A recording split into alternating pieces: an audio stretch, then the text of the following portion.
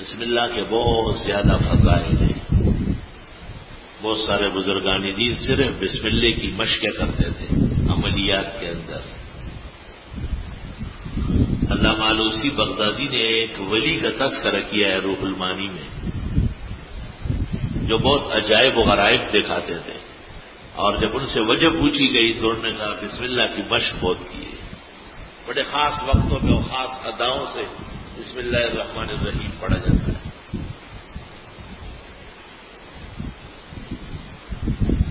دہلی کے اندر ایک سلیم کفگیر تھا. کفگیر اس آلے کو کہتے ہیں جس کے ذریعے دیگمار دیگ سے چاول اور پلاؤ نکال کے ڈالتا ہے، اس کو کفگیر کہتے ہیں، وہ جو دیگ میں ڈالتا ہے.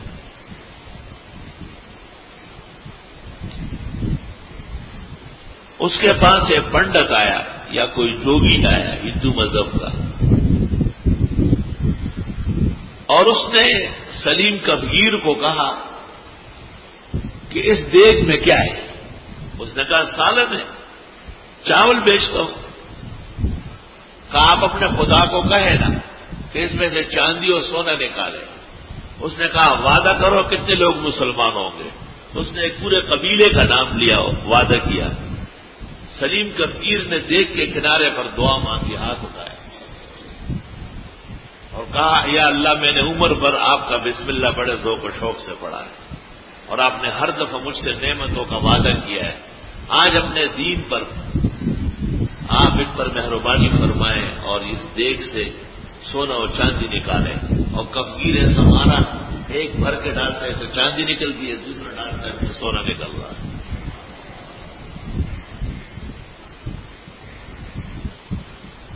حضرت اقدس شیخ المشائخ سر الاسرار و روح الارواح شیخ احمد سرہندی المعروف مجدد الفسانی، ان کی خدمت میں کوئی شخص کافی سال رہا، اور وہ کوشش کرتا تھا کہ حضرت سے کچھ کلمات و کمالات حاصل کرے.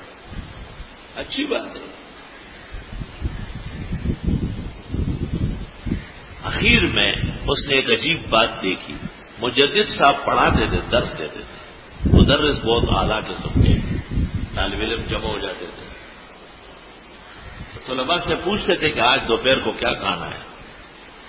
وہ جس چیز کا نام لے لیتے تھے کہتے اچھا جاؤ دیگ رکھا ہوا ہے نا، اس کا منہ اس میں پانی بھرو. پانی بھر دیا، کہ اوپر ڈھکن رکھو اور آٹے سے لیپ دو.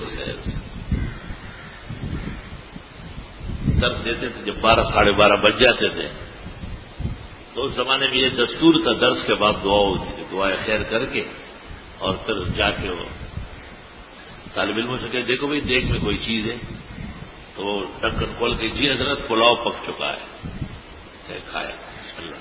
خود نہیں کھاتا بالکل. حضرت کا بھی بسم اللہ کا مشہور عمل تھا، بہت مشہور عمل. فرماتے تھے ہم نے اکبر کا دربار اس سے اکھیڑ دیا ہے. بسم اللہ الرحمن الرحیم.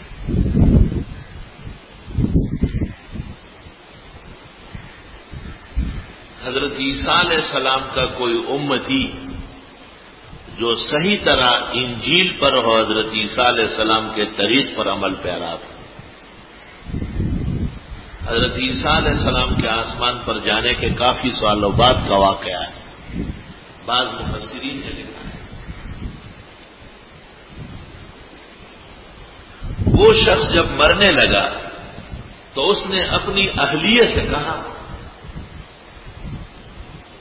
کہ شاید میرے مرنے کے بعد اللہ تعالی ہمیں اولاد دے دے. کچھ امید ہو گئی تھی،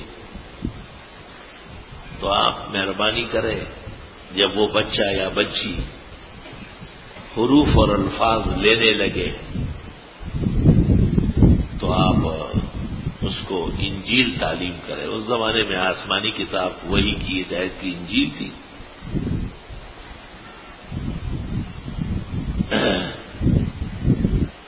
کہتے ہیں کہ وہ شخص مر گیا اور اس کے ہاں ایک بچی کی ولادت ہوئی.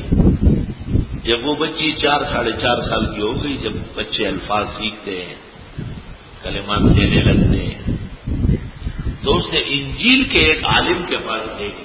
مکتب میں اور اس کو کہا کہ اس بچی کو پڑھانا شروع کر دو. نے کہا بہت اچھا. تو انجیل کا جو بسم اللہ تھا اس استاد نے اس چھوٹی بچی کو پہلے دن کچھ پڑھانا چاہا. تو ظاہر ہے پہلے دن تو بچہ یا بچی اتنا زیادہ اچھا نہیں پڑھ سکتے، پڑھا یا نہیں پڑھا یا کچھ الفاظ اردو پڑھ لیے. لیکن رات کو اس خاتون کو 4-5 سال بعد خاون کی زیارت ہوئی. تو اس نے پوچھا کہ آپ اتنے دیر سے آئے درمیان میں کیوں نہیں؟ کہ میں جہنم میں گرفتار تھا، آج اچانک اعلانات ہو گئے کہ اس کو جہنم سے نکالو، اس کی بچی نے بسم اللہ پڑھا ہے تو اس لیے میں آ سکا، اس سے پہلے گرفتار تو نہیں آ سکتا.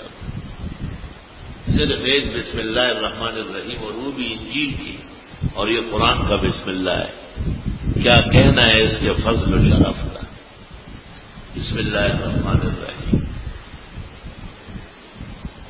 کسی بھی نیک اور درست اور جائز کام میں جب آپ ہاتھ ڈالتے ہیں تو بسم اللہ پڑھا کریں. گویا کہ بسم اللہ میں اپنا عجز ہے.